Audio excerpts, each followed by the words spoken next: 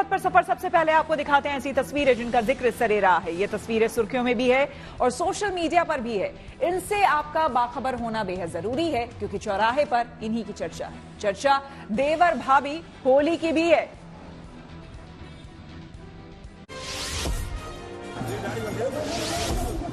UP के मथुरा में दाऊजी महाराज के मंदिर प्रांगण में देवर भाभी होली खेली गई। ब्रिज में 45 दिनों का होली उत्सव होता है। इसी दौरान बलदेव में आयोजित किए जाने वाले इस हुरंगे की खास बात यह है कि यहाँ बलदाऊ जी की नगरी होने की वजह से देवर भाभी की होली खेली जाती है। यहाँ देवरों के कपड़े फाड़ने और उन्हें कोड़े मारने की परंपरा है। ऐसे में यहाँ बड़ी संख्या में लोग जुटे जो होली की मस्ती में रमे नजर आए। रंगों में नहाए इन लोगों को पहचानना तक मुश्किल है।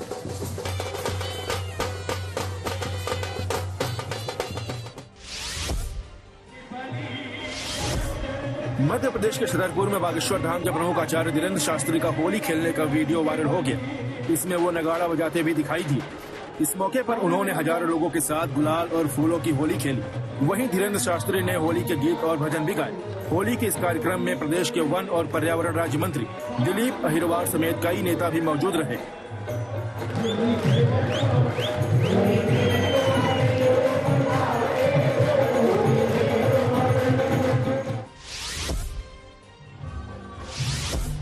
यूपी के प्रयागराज में भी होली के दूसरे दिन भी खूब धूम देखने को मिली। वहां लोकनाथ इलाके की गलियों में हजारों लोग जुटे। ये सभी फिल्मी गीतों पर झूमते नजर आए। उन्होंने एक दूसरे को गुलाल लगाया। लोकनाथ की होली का एक अपना ही अलग इतिहास है। प्रयागराज में खेली जाने वाली होली 2 दिनों की होती है। इस मौके पर वहां पाइप के जरिए रंगों की बौछार की जाती है।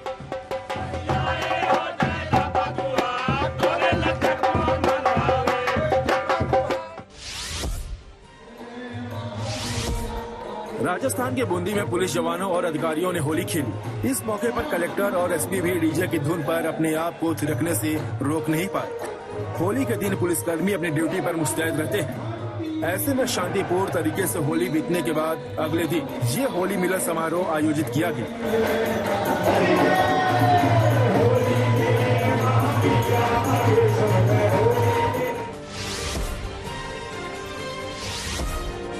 यूपी के नोएडा में स्कूटी पर होली खेलने और स्टंट करना कुछ युवतियों और युवक को महंगा पड़ गया।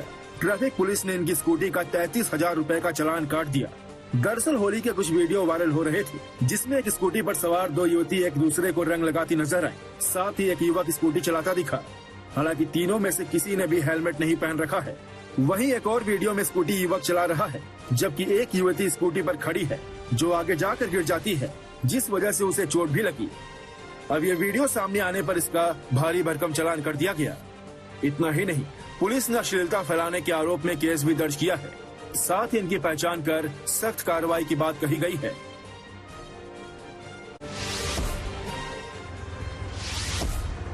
सोशल मीडिया पर एक वीडियो वायरल हो गया जिसमें एक शख्स चलती स्कूटी पर बैठकर लैपटॉप चलाता नजर आया। दावा है कि ये वीडियो IT हब के नाम से मशहूर बेंगलुरु शहर का है।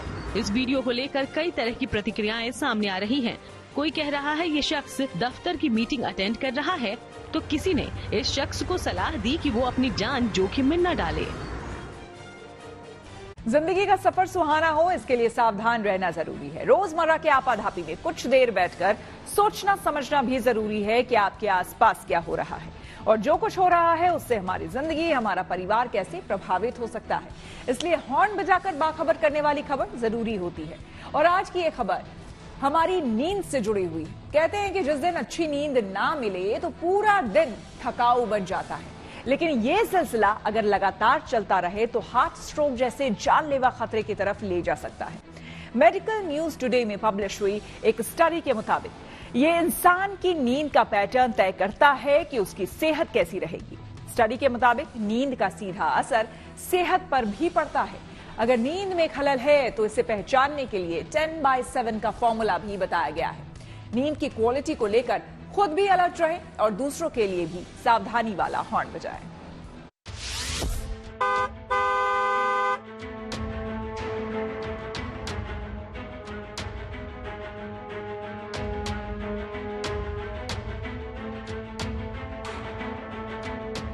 दिन की शुरुआत में ही सेहतमंद जिंदगी का अक्स छिपा होता है।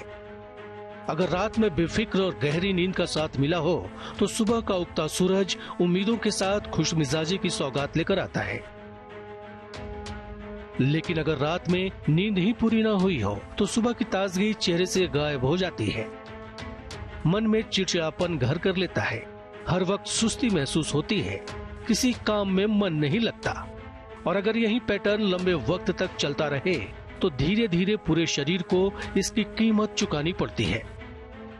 मेडिकल न्यूज टुडे नाम के जर्नल में पब्लिश ताजा स्टडी आपकी सेहत और नींद के गहरे रिश्ते को उजागर करती है। पेंसिल्वेनिया स्टेट यूनिवर्सिटी के रिसर्चर्स की स्टडी के मुताबिक आपकी नींद का पैटर्न तय करता है कि आपकी सेहत कैसी रहने वाली है। यानी अगर आप अच्छी और भरपूर नींद लेते हैं तो आपकी सेहत दुरुस्त रहेगी, लेकिन अगर नींद की क्वालिटी और टाइम घटता है तो सेहत का बिगड़ना तय है। रिसर्च करने वाली टीम ने दावा किया है कि किसी भी स्लीप पैटर्न को देखकर उसकी सेहत के बारे में भविष्यवाणी की जा सकती है। इस रिसर्च में पेंसिल्वेनिया स्टेट यूनिवर्सिटी की टीम ने स्टडी में स्लीप के 4 पैटर्न बताए हैं। पहली कैटेगरी गुड स्लीपर्स की है। ये वो लोग हैं जो कम से कम 7 घंटे गहरी नींद में सोते हैं। दूसरी कैटेगरी नेपर्स की है, जो कई टुकड़ों में अपनी नींद पूरी कर लेते हैं। इसके बाद वीकेंड स्लीपर्स हैं, जो रोज कम सोते हैं लेकिन वीकेंड में नींद पूरी कर लेते हैं। इंसोम्निया स्लीपर्स वे लोग होते हैं जिन्हें ठीक से नींद नहीं आती और ये लोग दिन भर थकान महसूस करते हैं। नींद जरूरी है ये तो सभी मानते हैं, लेकिन जब इस रिसर्च ने नींद के पैमाने पर सेहत को आंका तो तस्वीर बिल्कुल साफ हो गई। इस रिसर्च के मुताबिक 50% से ज्यादा लोग इंसोमेनिया स्लीपर्स यानी अनिद्रा के शिकार हैं या टुकड़ों में नींद पूरी करते हैं। ऐसे लोगों को हार्ट अटैक का खतरा सबसे ज्यादा होता है। कम नींद से हार्मोनल गड़बड़ियां हो सकती हैं, याददाश्त में कमी आ सकती है, बेचैनी, शुगर, बीपी जैसी बीमारियों का खतरा बढ़ जाता है। कम नींद लेने वाले लोग गुड स्लीपर्स की तुलना में 20 से 25 साल कम जीते हैं। रिसर्च में गुड स्लीपर्स की संख्या सबसे कम मिली। ऑफिस जाने वाले ज्यादातर लोग वीकेंड स्लीप पैटर्न फॉलो करते हैं। यदि नींद प्रॉपर नहीं होती है तो एक स्ट्रेस होता है। स्ट्रेस के कारण बॉडी में कुछ हार्मोन सेक्रेट होते हैं, जैसे जिनको हम कैटेकोलामिन्स बोलते हैं। उसके कारण ब्लड प्रेशर बढ़ना, शुगर बढ़ना, फिर जो धमनियां है उसमें ब्लॉकेज की संभावना बढ़ना, ये सब फैक्टर्स होते हैं। और दूसरा जो एक नींद की कमी, एक जो स्ट्रेस है, उसके कारण हार्ट अटैक भी प्रेसिपिटेट हो सकते हैं। और ये चीज खासकर उन प्रोफेशंस में है, उन व्यवसायों में ज्यादा महत्वपूर्ण है जो कि हाई स्ट्रेसफुल जॉब्स हैं। इसलिए सर ये चीज ध्यान रखना चाहिए हमें कि हमें नींद पर्याप्त मात्रा में लेनी चाहिए। इस रिसर्च में अच्छी नींद के दुश्मनों का जिक्र भी किया गया है। इसके मुताबिक मोबाइल, लैपटॉप या टीवी से ज्यादा देर तक चिपके रहने वाले लोग अपनी नींद खराब कर लेते हैं। इन गैजेट से निकलने वाली रोशनी शरीर में नींद के लिए जरूरी मेलाटोनिन नहीं बनने देती। इसके साथ ही मानसिक तनाव, डिप्रेशन, खराब लाइफस्टाइल, शराब और स्मोकिंग भी अच्छी नींद के दुश्मन हैं। एक्सपर्ट्स की राय है कि अच्छी नींद के लिए अच्छे लाइफस्टाइल का होना बेहद जरूरी है। अगर आप गहरी नींद चाहते हैं तो इलेक्ट्रॉनिक गैजेट्स का कम से कम इस्तेमाल करें। सुबह शाम खुली हवा में सैर के लिए निकलें। परिवार और दोस्तों के साथ वक्त बिताएं। व्यायाम को अपनी दिनचर्या में शामिल करें। जंक फूड, चाय, कॉफी न लें। नशे से दूरी बनाएं। सोने से 2 घंटे पहले डिनर करें। अच्छी नींद के लिए बहुत जरूरी है कि मन शांत हो। और खासकर एक बहुत देखा गया है कि आजकल काफी लोग रात को सोते समय मोबाइल का यूज करते हैं। तो मोबाइल की जो लाइट रहती है उसके कारण हमारा ब्रेन एक्टिवेट होता है और नींद तभी आएगी जब ब्रेन शांत हो। इसलिए जितना हो सके मोबाइल का इस्तेमाल सोते समय नहीं करना चाहिए। लाउड म्यूजिक है, कोई भी चीज जो आपके ब्रेन को एक्टिवेट करे। फिर विचार, ज्यादा यदि विचार करेंगे तो भी नींद नहीं आएगी। सो ये सब चीजें बहुत जरूरी है। हमें नींद तभी आती है जब हमें प्रॉपर इसका मन, एक हमारा रेस्ट हो, एक मन शांत हो, तभी नींद का पॉसिबिलिटी है। पेंसिल्वेनिया यूनिवर्सिटी की रिसर्च खतरे की एक घंटी है। ये आगाह कर रही है कि अगर सेहतमंद जिंदगी चाहिए तो नींद को नजरअंदाज करने की गलती कभी न करें, क्योंकि ये जरा सी लापरवाही सेहत ही नहीं बल्कि पूरी जिंदगी पर भारी पड़ सकती है। Bureau report, good news today. BJP से टिकट कटने पर वरुण गांधी को मिला कांग्रेस से चुनाव लड़ने का ऑफर। आई सीधे आपको लिए चलते हैं न्यूज एक्सप्रेसवे पर, जहां देश की कुछ और जरूरी खबरें कर रही हैं आपका इंतजार।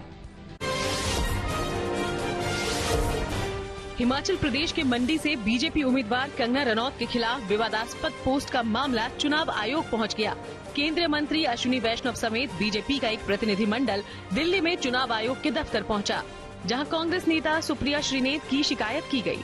इसके पहले कांग्रेस की राष्ट्रीय प्रवक्ता सुप्रिया श्रीनेत के सोशल मीडिया हैंडल से कंगना की एक तस्वीर पोस्ट की गई और उसके नीचे एक भद्दा कैप्शन लिखा गया था। हालांकि सुप्रिया ने ये पोस्ट डिलीट कर अपनी ओर से सफाई भी पेश की, लेकिन कंगना समेत पूरी बीजेपी ने विवादास्पद पोस्ट पर आपत्ति जताई। कंगना ने इस बयान को महिलाओं और मंडी के सम्मान से जोड़ा। साथ ही बीजेपी ने भी इस मामले में कार्रवाई की मांग की। प्रधानमंत्री नरेंद्र मोदी मेरठ से लोकसभा चुनाव का आगाज करेंगे। 30 मार्च को उनकी पहली रैली होगी। इस मौके पर राष्ट्रीय लोकदल के राष्ट्रीय अध्यक्ष जयंत चौधरी भी उनके साथ संयुक्त रूप से मंच साझा करेंगे। हाल ही में बीजेपी और आरएलडी ने गठबंधन का ऐलान किया था। बीजेपी ने पंजाब में लोकसभा चुनाव अकेले लड़ने का ऐलान किया। पिछले कुछ दिनों से अकाली दल के साथ उसके गठबंधन की चर्चा चल रही थी, लेकिन अब इस मुद्दे पर बात नहीं बनी। ऐसे में पंजाब बीजेपी अध्यक्ष सुनील जाखड़ ने एक वीडियो संदेश जारी किया और कहा कि ये फैसला राज्य में लोगों, पार्टी कार्यकर्ताओं की राय के आधार पर लिया गया है। यानी अब बीजेपी सभी 13 सीटों पर अपने उम्मीदवार उतारेगी।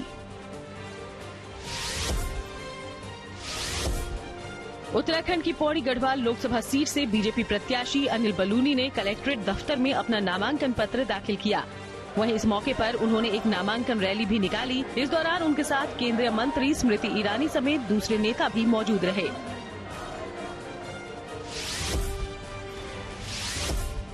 यूपी के लिए पीलीभीत से वरुण गांधी के टिकट कटने पर कांग्रेस नेता अधीर रंजन चौधरी ने बयान दिया।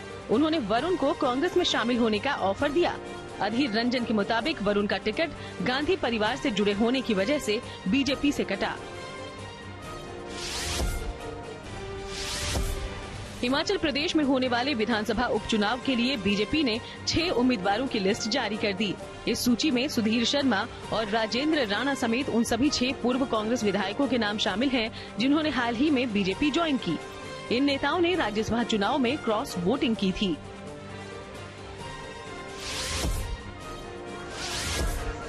यूपी के कानपुर में पुलिसकर्मियों ने होली के अगले दिन ये उत्सव सेलिब्रेट किया। इस मौके पर वहां पुलिस कमिश्नर समेत दूसरे अधिकारी भी मौजूद रहे। वहीं इस दौरान पुलिस वालों ने टब में होली मनाई और जमकर डांस किया।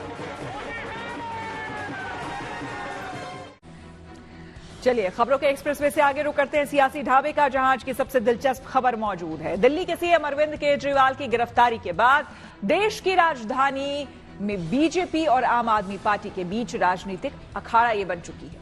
एक और आम आदमी पार्टी के कार्यकर्ता अपने नेता की गिरफ्तारी के खिलाफ सड़कों पर उतरकर हंगामा कर रहे हैं, तो वहीं बीजेपी केजरीवाल के इस्तीफे की मांग को लेकर जमीन आसमान एक कर रही है। इस बीच केजरीवाल जेल से ही सरकारी आदेश जारी कर सियासत को और गरमा रहे हैं।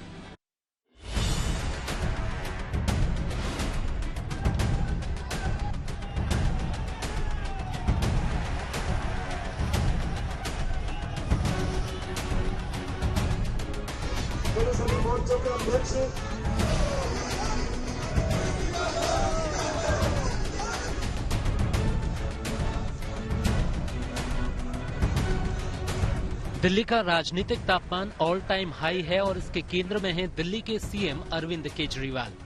केजरीवाल की गिरफ्तारी को लेकर आम आदमी पार्टी और बीजेपी दोनों सड़क पर है। आपके कार्यकर्ताओं ने केंद्र सरकार पर तानाशाही करने का आरोप लगाकर पीएम आवास का घेराव करने की कोशिश की, तो वहीं बीजेपी कार्यकर्ताओं ने केजरीवाल के इस्तीफे की मांग को लेकर दिल्ली सचिवालय की ओर कूच किया। आप और बीजेपी दोनों के कार्यकर्ताओं को रोकने के लिए पुलिस को काफी मशक्कत करनी पड़ी। दरअसल 21 मार्च को शराब नीति घोटाला मामले में केजरीवाल की गिरफ्तारी के बाद दिल्ली का सियासी पेच फंस गया है। आम आदमी पार्टी इस बात पर अड़ गई है कि केजरीवाल जेल से ही सरकार चलाएंगे, जबकि बीजेपी कह रही है कि भ्रष्टाचार के आरोपों से घिरा व्यक्ति जेल से सरकार चलाएगा तो उसका खामियाजा जनता को भुगतना पड़ेगा। आम आदमी पार्टी के मुखिया अरविंद केजरीवाल जी हैं। दिल्ली के मुख्यमंत्री अरविंद केजरीवाल जी हैं। दिल्ली के मुख्यमंत्री अरविंद केजरीवाल जी थे, हैं और रहेंगे। ये बिल्कुल साफ है कि अरविंद केजरीवाल जी ही दिल्ली के मुख्यमंत्री रहेंगे, चाहे सरकार जेल के अंदर से चले, चाहे सरकार जेल के बाहर से चले। जेल से सरकार चलाने में दिल्ली की जनता का अहित हो रहा है।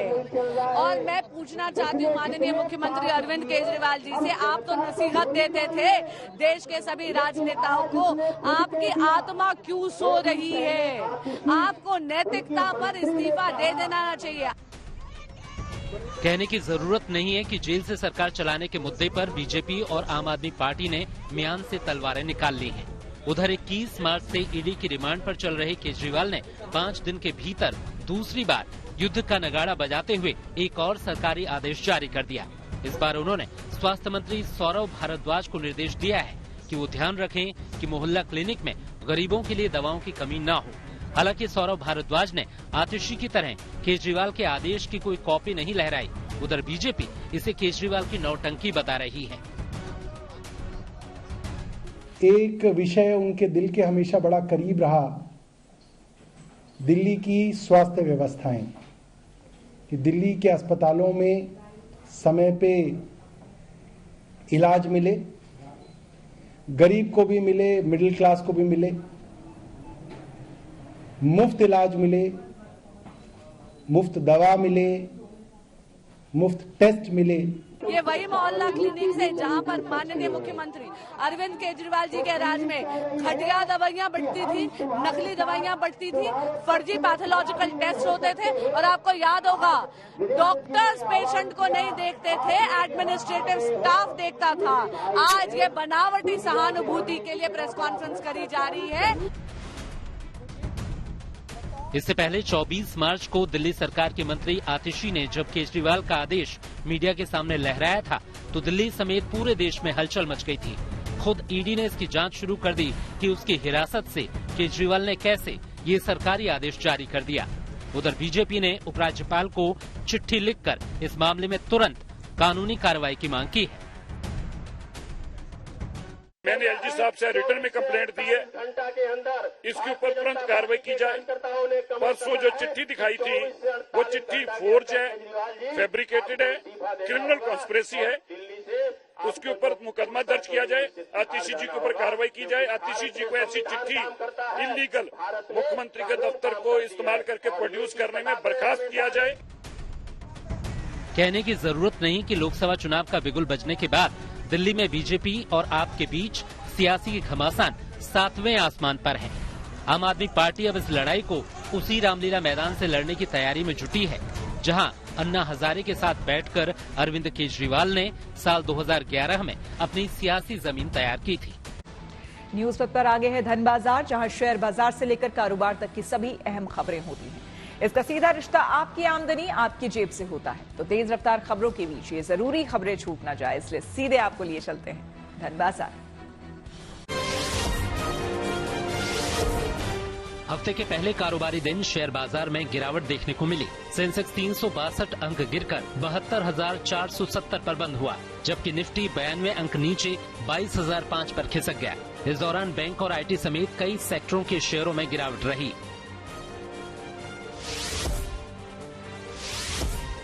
सोने और चांदी की कीमतों में गिरावट दर्ज की गई। सोने में 100 रुपए की कमजोरी रही, ऐसे में ये 66,850 पर खिसक गया। वहीं चांदी 250 रुपए लुढ़क गई। अब ये प्रति किलो 77,750 रुपए पर मिल रही है।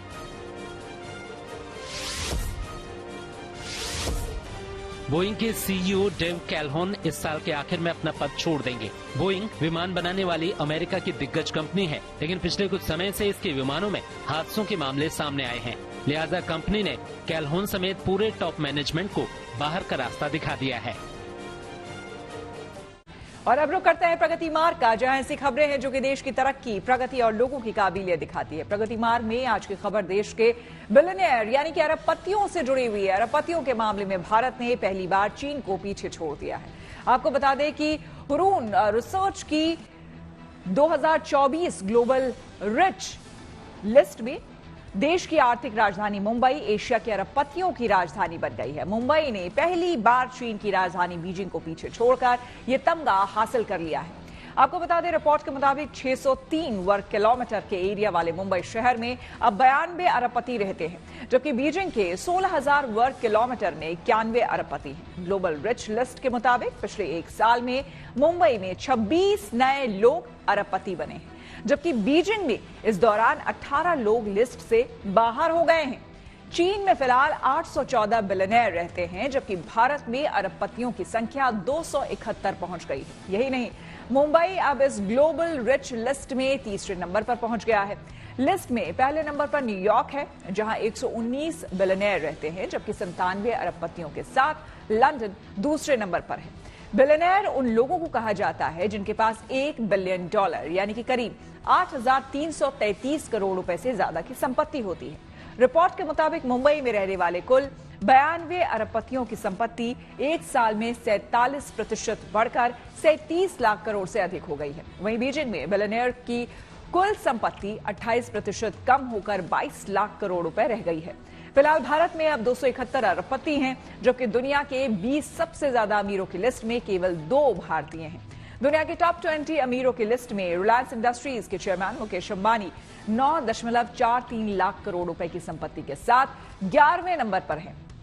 वहीं 6.73 लाख करोड़ रुपए की संपत्ति के साथ अडानी ग्रुप के चेयरमैन गौतम अडानी 18वें नंबर पर हैं। और अब बात रंगों के त्योहार होली की। इस त्योहार का लोग पूरे साल बेसब्री से इंतजार करते हैं। इस साल तो इस त्योहार का जोश दोगुना हो गया है, क्योंकि इस बार होली 2 दिन मनाई जा रही है। देश के कई हिस्सों में आज भी रंगोत्सव का जश्न है। उत्तर प्रदेश में सीएम योगी आदित्यनाथ पूरी तरह होली के रंग में रंगे नजर आए।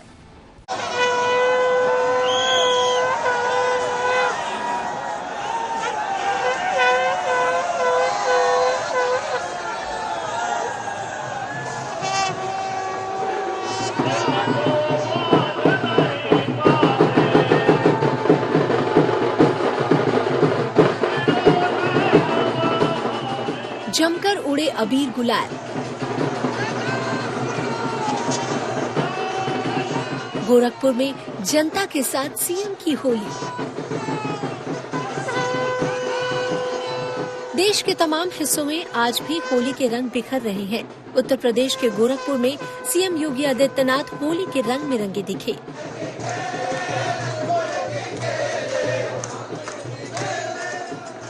योगी आदित्यनाथ ने होली की शुरुआत भगवान गोरखनाथ की पूजा के साथ की। उनके मंदिर में पहुंचने से पहले ही तमाम लोग उनसे होली मिलने के लिए इकट्ठा हो चुके थे।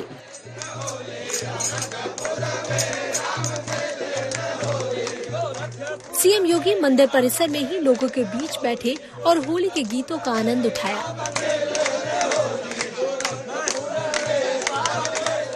इसके बाद योगी रंगोत्सव के कार्यक्रम में पहुंचे। वर्ष भर से इंतजार रहता है कि वर्ष में एक अवसर ऐसा आता है जब हम लोग इस शोभा यात्रा के माध्यम से समरस समाज की स्थापना का संदेश देते हुए अपने उत्साह और उमंग के साथ समाज के हर तबके के लोगों को जोड़ते हुए अपने पर्व के इस उमंग को घर घर तक पहुंचाने का कार्य करते हैं। इस कार्यक्रम में सीएम के साथ होली खेलने के लिए लोगों की भीड़ उमड़ पड़ी थी। सीएम ने भी अबीर गुलाल और फूलों के साथ लोगों को होली के रंग में रंग दिया।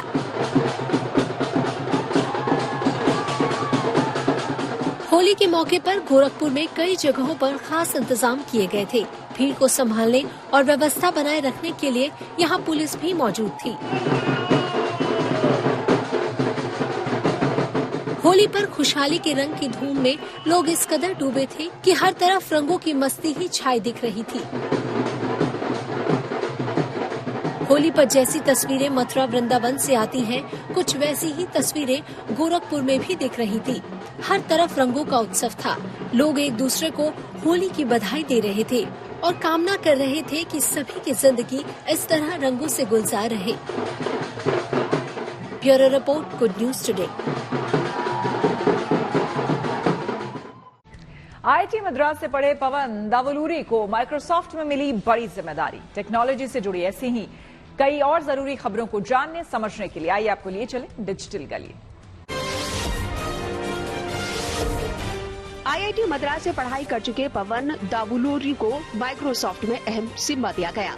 अब वो माइक्रोसॉफ्ट के विंडोज और सरफेस के प्रमुख बनाए गए।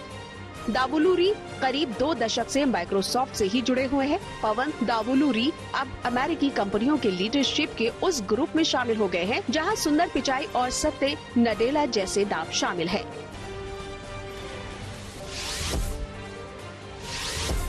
यूरोप में एप्पल, गूगल और मेटा प्लेटफॉर्म की मुश्किल बढ़ सकती है। खबर है कि European union anti trust regulators ने इसके खिलाफ जांच शुरू कर दी है। कहा जा रहा है कि जांच ईयू टेक्नोलॉजी नियमों के संभावित उल्लंघन की आशंका के बाद की जा रही है। एलन मस्क की कंपनी स्पेस एक्स ने एक और उपलब्धि हासिल की है। उसने अमेरिका के फ्लोरिडा से 23 स्टारलिंक इंटरनेट सैटेलाइट लॉन्च की। न्यूज वक्त में खबरों के सफर को हम आगे बढ़ाएं, उससे पहले हमें रुकना होगा वायरल चौक पर। यहां देख लेते हैं उन वीडियोस को जो कि सोशल मीडिया में धमाल मचाए हुए हैं। इनमें से कुछ वीडियोस ऐसे हैं जो आपको इमोशनल कर देंगे और कुछ आपको हंसाएंगे भी। अनोखे तरीके से कार पार करने का वीडियो वायरल हो गया। दरअसल इस देश में रहने वाली एक बड़ी आबादी ऐसी है जो गाड़ी खरीदना तो चाहती है मगर घर या फिर गली में पार्किंग की जगह नहीं होने के कारण अपनी इस इच्छा को पूरा नहीं कर पाती है। अगर आप भी इन्हीं लोगों में से एक हैं तो फिर सोशल मीडिया पर वायरल हो रहा ये वीडियो शायद आपकी मदद कर सकता है। वीडियो में एक शख्स ने अपने दिमाग का इस्तेमाल करके अपने घर की सीढ़ी के नीचे ही गाड़ी खड़ी करने के लिए पार्किंग बना ली है। शख्स के इस टेक्निक को देखकर यूजर्स हैरान हैं।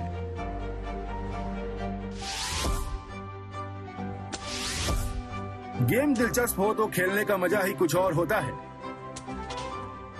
जैसे कि सोशल मीडिया पर वायरल हो रहा ये गेम। वीडियो में देख सकते हैं कि जमीन पर हाथ और पैर की तस्वीरें एक सीक्वेंस में रखी गई हैं। अब जैसी तस्वीरें हैं उसी के मुताबिक हाथ और पैर को उस स्थान पर रखना है। एक भी मूव गलत पड़ा तो खिलाड़ी गेम से आउट।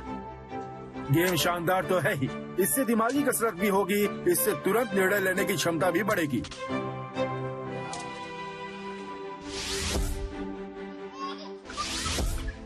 एक डॉग और बच्चे की ये जोड़ी इन दिनों सोशल मीडिया का दिल जीत रही है। इस छोटे से बच्चे ने डॉग के साथ खेलने के लिए एक गेम बनाया है। वो फर्श पर टॉर्च की रोशनी जलाता है तो डॉग उस रोशनी को पकड़ने की कोशिश करता है। दोनों का ये खेल देखकर लोग अपनी हंसी नहीं रोक पा रहे हैं।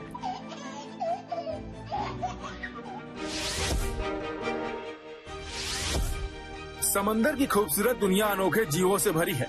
मछलियों के इस झुंड के तैरने का अंदाज इन दिनों सोशल मीडिया पर खूब छाया हुआ है। एक गोताखोर के करीब पहुंचते ही ये मछलियां उसे घेर लेती हैं। देखते ही देखते गोताखोर के चारों तरफ इतनी मछलियां इकट्ठा हो जाती हैं कि गोताखोर इनमें खो जाता है।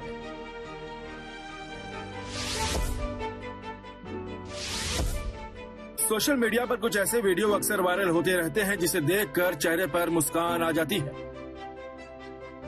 सील के डांस का एक ऐसा ही वीडियो इन दिनों खूब वायरल हो रहा है।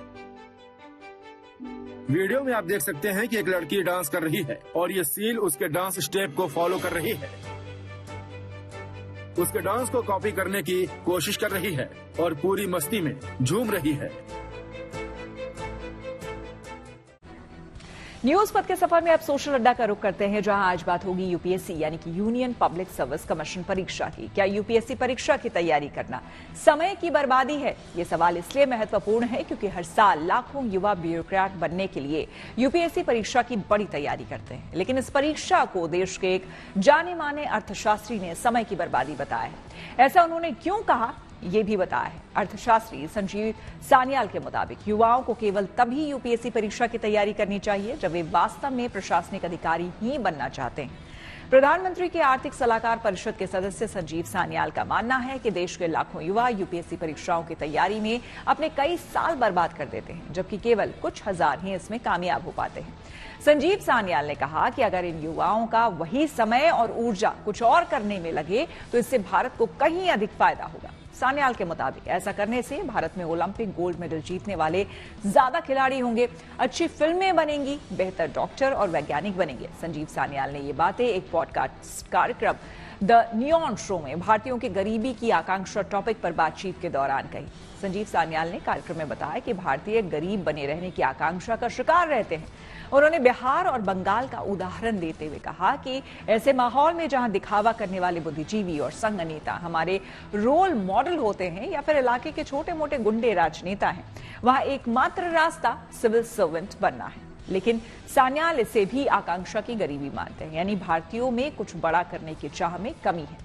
वे सवाल उठाते हैं कि भारतीय एलन मस्क या फिर मुकेश अंबानी बनने का सपना क्यों नहीं देखते, ज्वाइंट सेक्रेटरी बनने का सपना क्यों देखते हैं। सान्याल ने बताया कि वे हमेशा लोगों को यूपीएससी परीक्षा में बैठने से रोकते हैं जब तक कि कैंडिडेट वाकई ब्यूरोक्रेट बनने की चाह नहीं रखता। 53 साल के सान्याल का मानना है कि ब्यूरोक्रेसी की जिंदगी हर किसी के लायक नहीं होती। आप इसमें तभी खुश रहेंगे जब आप वाकई इसे जीना चाहते हैं, वरना नौकरशाही का बड़ा हिस्सा सुस्त और उबाऊ होता है। संजीव सान्याल की यूपीएससी परीक्षा को वेस्ट ऑफ टाइम बताने पर हमने दिल्ली में कुछ युवाओं से बात की और उनकी राय जानी। सर, वो कह रहे हैं कि too many kids are wasting their time. सही बात है क्या ये लोग टाइम वेस्ट कर रहे हैं? देखिए, जहां तक मेरी समझ है, सिविल सर्विसेज में जो स्टूडेंट्स तैयारी करने आते हैं उनको किड्स बोलना तो बिल्कुल सही नहीं है। उसका रीजन है क्योंकि सिविल सर्विसेज की तैयारी करने जो लोग आते हैं वो लोग इस देश के बड़े बड़े कॉलेजेस, आईआईटी और आईआईएम से आते हैं। कई बार तो कुछ लोग हैं जो 2-2 करोड़ की नौकरियां छोड़ के आते हैं, और इतनी बड़ी जिम्मेदारी और इतने बड़े सिलेबस को हैंडल करने की हिम्मत रखने वाला बच्चा जो यहाँ पे आता है उसको किड्स बोलना मेरे हिसाब से गलत है। अगर ये बात केवल नौकरी की होती, अगर ये बात केवल पैसों की होती, तो मुझे लगता है सिविल सर्विसेज में तो वो लोग आते हैं जिनका पैकेज और जिनकी अर्निंग सिविल सर्विसेज में आने से पहले उससे कई गुना थी। ये जो आपने वर्ड यूज किया, ये एक्चुअली एक जज्बा है। ये नौजवानों में देश की पॉलिसी बनाने में अपने आप का कंट्रीब्यूशन देखना। आपने बचपन से कहावतें सुनी होंगी कि एम्बेसडर के सामने मर्सिडीज की भी कोई वैल्यू नहीं होती। तो इस देश में एक मिडिल क्लास फैमिली का बच्चा जब डायरेक्ट एलन मस्क नहीं बन सकता, एलन मस्क बनने के लिए, मुकेश अंबानी बनने के लिए भी उसको बहुत सारी प्रॉब्लम को फेस करना पड़ेगा। लेकिन एक एग्जाम के सिलेबस के हिसाब से पढ़ के उसको अगर 2-3 साल में सफलता मिलती है और इतनी बड़ी जिम्मेदारी और इतनी बड़ी पद मिलता है, तो मुझे लगता है इससे अच्छी कोई सर्विस एग्जिस्ट इंडिया में तो नहीं करती है। इस सर्विस के बाद एक जो चीज हमारे साथ जुड़ती है वो एक एम्बिशन जुड़ता है। एम्बिशन के साथ एक रिकॉग्निशन जुड़ती है कि he is a government servant, कि he is serving for the nation, क्योंकि ये बंदा एक पर्टिकुलर एक बहुत बड़े मास को टारगेट कर रहा है, उसे संभाल रहा है, उनके हितों के लिए सोच रहा है। तो जाहिर सी बात है कि इस जॉब के साथ, इस सर्विस के साथ जो रिकॉग्निशन आपको मिलती है, जो आपके घर वालों को एक तरह से रिस्पेक्ट और रेपुटेशन वो अर्न करते हैं because of their kid, their son, वो एक नेक्स्ट लेवल चीज है जो कि अनमैचेबल है। यूपीएससी जब तैयारी कर रहे होते हैं तो हम बहुत चीजें सीखते हैं, उससे नॉलेज आती है बहुत चीजों की, पॉलिटिकली और सोसाइटी में क्या चीजें चल रही हैं।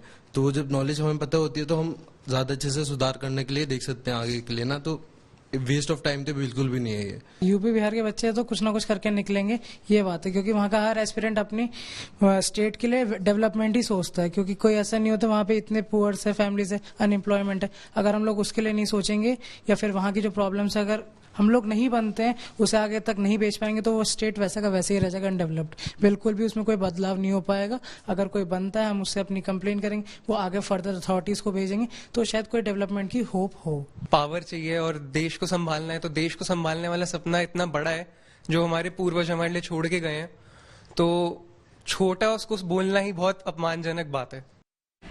पहली बार गाजा में युद्ध विराम पर लगी मुहर। आइए सीधे आपको लिए चलते हैं न्यूज एक्सप्रेसवे पर, जहां विदेश से जुड़ी कुछ और जरूरी खबरें कर रही हैं आपका इंतजार। पंजाब में कांग्रेस को बड़ा झटका लगा। दरअसल लुधियाना से पार्टी सांसद रवनीत सिंह बिट्टू बीजेपी में शामिल हो गए। उन्हें बीजेपी के वरिष्ठ नेता विनोद तावड़े ने दिल्ली में पार्टी की सदस्यता ग्रहण करवाई। रवनीत बिट्टू पूर्व सीएम बेअंत सिंह के पोते हैं। प्रधानमंत्री नरेंद्र मोदी ने पश्चिम बंगाल की बशीरहाट सीट से बीजेपी उम्मीदवार रेखा पात्रा से फोन पर बात की। रेखा पात्रा ने ही संदेश खाली में महिलाओं के साथ दुर्दशा के आरोप लगाते हुए पूरे मामले को उजागर किया था। पीएम मोदी ने रेखा पात्रा को शक्ति स्वरूप कहकर उनकी सराहना की। साथ ही प्रधानमंत्री मोदी ने उनसे प्रचार तैयारियों और दूसरे मुद्दों पर भी बात की।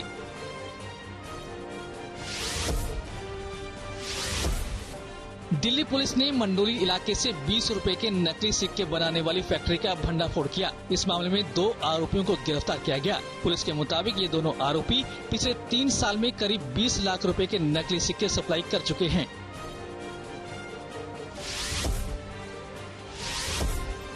अमेरिका के बाल्टीमोर शहर में एक जहाज वहां के पुल से टकरा गया, जिससे पुल का बड़ा हिस्सा गिर गया।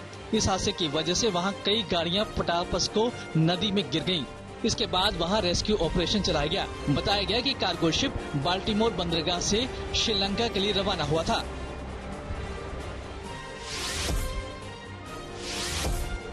विकीलीक्स के संस्थापक जूलियन असांजे को लंदन की हाईकोर्ट से बड़ी राहत मिली।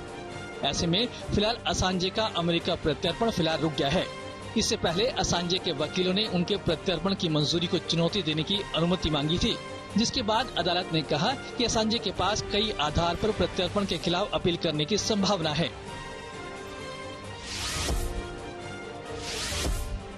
इजराइल और हमास में चल रही जंग के बीच एक राहत भरी खबर आई। दरअसल संयुक्त राष्ट्र सुरक्षा परिषद में एक प्रस्ताव पारित हुआ, जिससे पहली बार गाजा में युद्ध विराम पर मोहर लग गई। रमजान के महीने में हुई इस बैठक के दौरान 15 में से 14 सदस्यों ने प्रस्ताव के पक्ष में मतदान किया, जबकि अमेरिका ने वोटिंग से दूरी बनाई। अमेरिका के फ्लोरिडा में कम उम्र के बच्चों को लेकर नए सोशल मीडिया कानून बनाए गए। अब वहां 14 साल से कम उम्र के बच्चे सोशल मीडिया का इस्तेमाल नहीं कर सकेंगे। सोशल मीडिया कंपनियों से कहा गया है कि वो 14 साल से कम उम्र के बच्चों के ऐसे अकाउंट डिलीट कर दे। ये कानून अगले साल से लागू होगा। कश्मीर घाटी इन दिनों बर्फ से गुलजार है। भारतीय स्कीइंग और पर्वतारोहण संस्थान यानी कि IISM गुलमर्ग के विश्व प्रसिद्ध स्की रिजॉर्ट में एक विशेष प्रशिक्षण शिविर का आयोजन उसने किया है। इस शिविर में बड़ी संख्या में युवा ट्रेनिंग लेने पहुंचे और स्कीइंग की बारीकियां सीखते हुए नजर आए।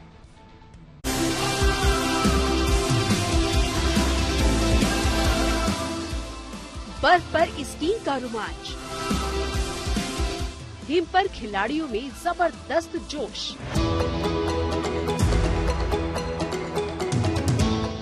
गुलमर्ग के विश्व प्रसिद्ध स्की रिजॉर्ट में विशेष प्रशिक्षण शिविर का आयोजन किया गया, जिसमें बड़ी संख्या में युवा हिस्सा लेने के लिए पहुंचे।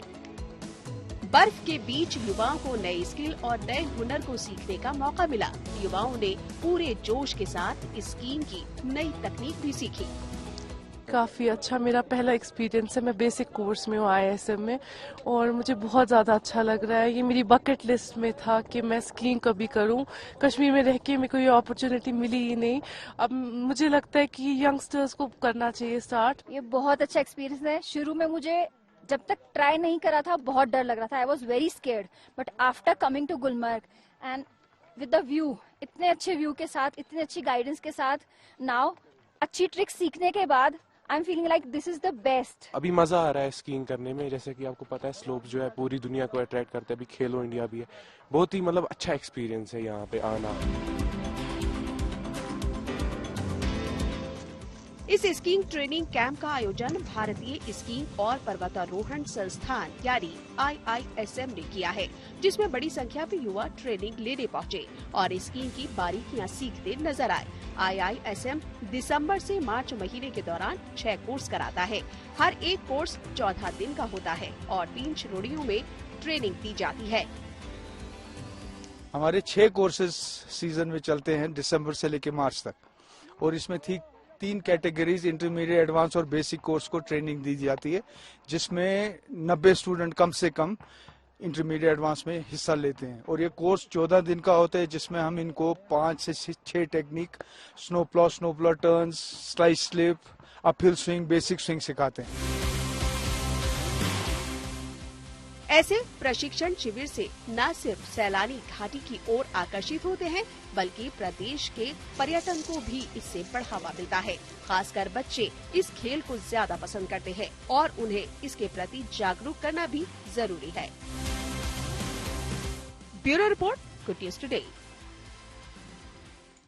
पहलवान बजरंग पुनिया को आर्थिक मदद देने की अपील मंजूर। खेल जगत से जुड़ी कुछ और खबरों को जानने के लिए आइए लिए चले खेल चक्कर। टेबल टेनिस खिलाड़ी जी साथियान को रैंकिंग में बड़ा फायदा हुआ। वो 43 पायदान की छलांग लगाकर 60वें स्थान पर पहुंच गए। उन्होंने पिछले हफ्ते बेरूत में खेली गई प्रतियोगिता में अच्छा प्रदर्शन किया था। वहीं महिला वर्ग में खिताब जीतने वाली श्रीजा अकुला अपने करियर की सर्वश्रेष्ठ 40वीं रैंकिंग पर पहुंच गई।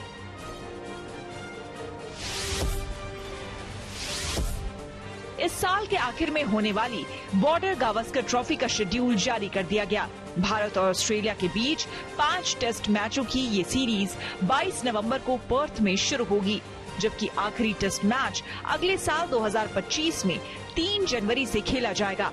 सिडनी में होने वाला ये मैच पिंक बॉल से डे नाइट फॉर्मेट में होगा। खेल मंत्रालय ने पहलवान बजरंग पुनिया को आर्थिक मदद देने की अपील मंजूर कर ली। साथ ही उनके कंडीशनिंग कोच काजी किरण मुस्तफा हसन का कार्यकाल मई के आखिर तक बढ़ा दिया। वैसे बजरंग पुनिया पिछले दिनों पेरिस ओलंपिक के लिए क्वालिफाई नहीं कर पाए थे।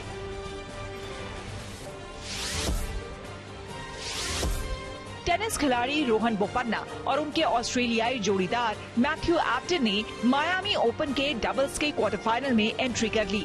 इस जोड़ी ने दूसरे दौर में मोनेगास के ह्यूगो नेस और पोलैंड के जैन जेलिंस्की की जोड़ी को 7-5 और 7-6 से हराया। अब बोपन्ना और एब्टन की जोड़ी का अगला मैच ऑस्ट्रेलिया के जॉन पैट्रिक स्मिथ और हॉलैंड के सैम वर्पीक से होगा। जर्मनी ने एक फ्रेंडली मैच में फ्रांस को 2-0 से हरा दिया। इस मुकाबले में जर्मनी के लिए फ्लोरियन विर्ट्ज ने 7वें सेकंड में ही गोल कर दिया। ये जर्मनी के लिए अब तक का सबसे तेज गोल बन गया। इससे पहले जर्मनी के लिए सबसे तेज गोल का रिकॉर्ड 9 सेकंड में था। इसी के साथ न्यूज पथ में मेरे यानी कि श्वेता झा के साथ फिलहाल इतना ही। देश दुनिया की तमाम पॉजिटिव खबरों के लिए आप देखते रहिए गुड न्यूज टुडे।